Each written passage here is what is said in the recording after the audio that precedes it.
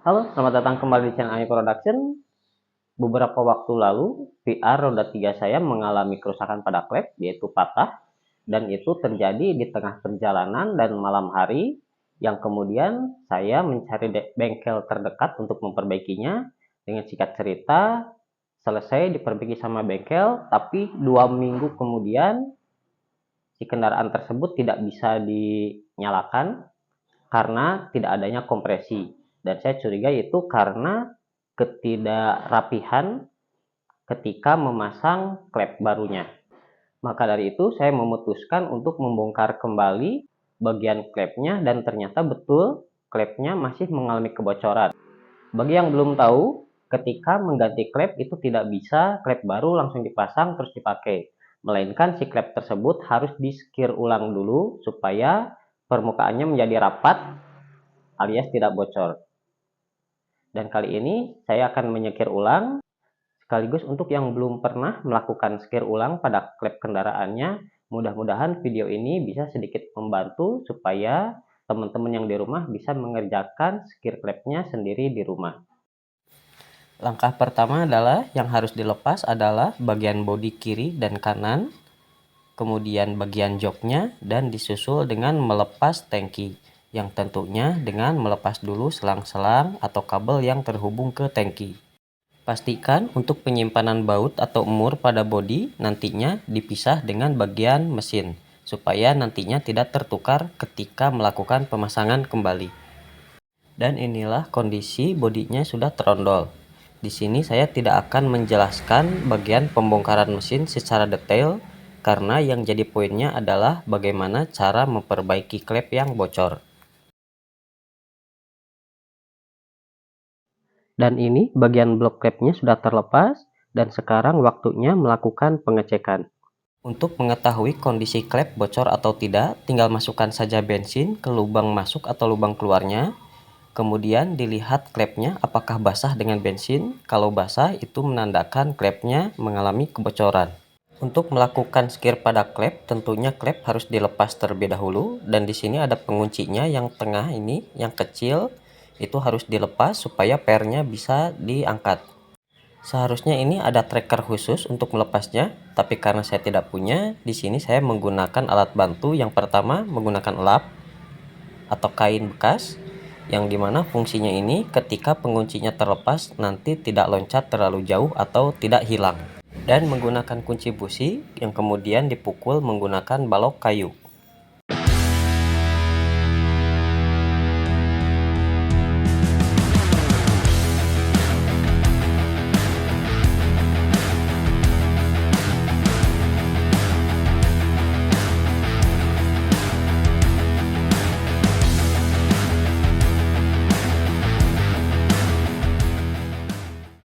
Dan seperti ini bentuk penguncinya. Hati-hati ketika melepas pengunci ini, karena biasanya ketika balok kayu dipukulkan, penguncinya terpental. Seringkali tidak ketemu atau hilang. Maka dari itu, tadi saya menggunakan lap atau kain sebagai penahan.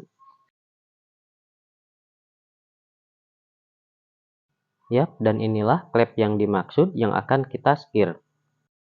Dan ini obat sekirnya saya beli di harga 50.000. Ini mereknya. Dan di sini terdapat dua tulisan di bawah dan di atas dengan tulisan yang berbeda. Biar tambah jelas, saya coba nyalakan dulu flashnya. Nah, di sini keterangannya memakai bahasa Inggris yang artinya yang di bawah kasar dan di atas bagian yang halus. Yang bertuliskan seperti ini adalah bagian yang kasar, dan yang bertuliskan fine, ini adalah bagian yang halus. Sekarang kita coba buka sekedar perbandingan antara kasar dan halusnya seperti apa.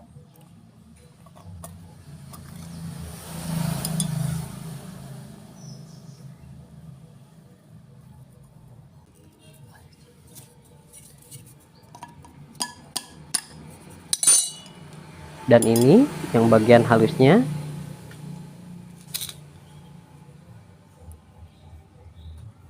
Dan ini yang bagian kasarnya. Perbandingannya yang lebih halus lebih sedikit ketimbang yang bagian kasar. Dan perbandingan halus dan kasarnya kalau di kamera agak kurang jelas. Yang pasti bisa dirasakan apabila diraba. Dan mana yang perlu dipakai tergantung kondisi klepnya. Kalau kondisi klepnya baru, yang biasanya tingkat kerenggangannya masih besar, maka sebaiknya menggunakan yang bagian kasar supaya pengikisannya bisa lebih cepat. Dan kalau sudah memasuki bagian akhir, sebaiknya menggunakan yang bagian halus supaya hasilnya bisa bagus. Tujuan melakukan skir adalah untuk menghaluskan tepian klep atau bagian pinggiran klep dan juga bagian pinggiran lubang klep supaya ketika dipasang bisa tertutup rapat. Di sini terlihat ada bintik-bintik hitam, ini adalah tumpukan karbon yang mengendap hasil dari pembakaran. Ini yang menyebabkan klep menjadi bocor karena tepiannya menjadi tidak rata. Dan bagian inilah yang akan kita hilangkan dengan cara diskir supaya tepiannya kembali menjadi halus.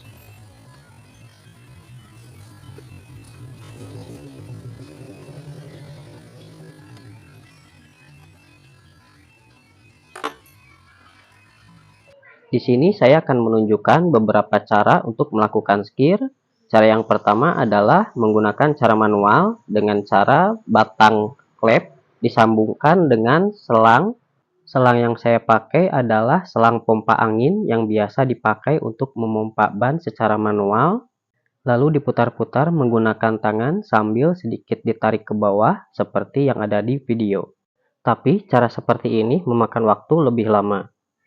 Dan cara yang kedua, memakai alat bantu bor yang tentunya dengan cara ini bisa memangkas waktu, bisa lebih cepat dan tentunya menghemat tenaga.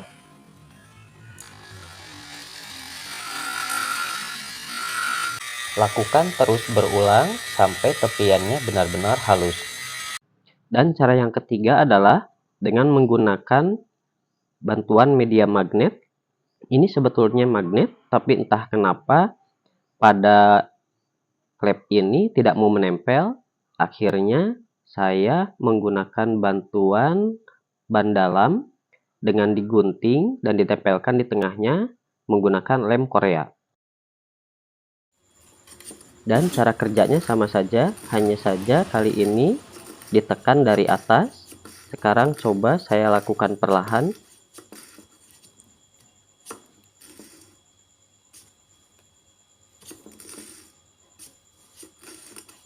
Kurang lebih seperti itu, lakukan secara terus-menerus sampai dipastikan tidak ada lagi kebocoran. Lalu kemudian dites dengan dimasukkan bensin ke dalam lubang keluar atau lubang masuknya.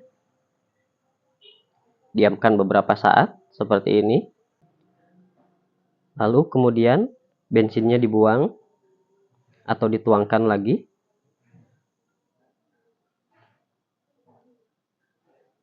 Dan di sini bisa kita lihat sekeliling klepnya kering, tidak ada rembasan bensin sedikit pun. Yang ini menandakan klepnya sudah tertutup rapat atau tidak ada lagi kebocoran. Tahap berikutnya adalah melakukan pemasangan kembali. Di sini ada per, bagian dalam dan bagian luar. Untuk bagian luar, ulirnya ada yang rapat dan ada yang jarang. Untuk yang ulirnya rapat, tempatkan di bawah. Jangan sampai terbalik, supaya tidak sampai bongkar dua kali. Untuk penguncinya, tidak usah khawatir terbalik, karena yang bagian atas permukaannya tebal dan yang bagian bawah permukaannya tipis. Di sini untuk pemasangan, saya menggunakan alas ban dalam.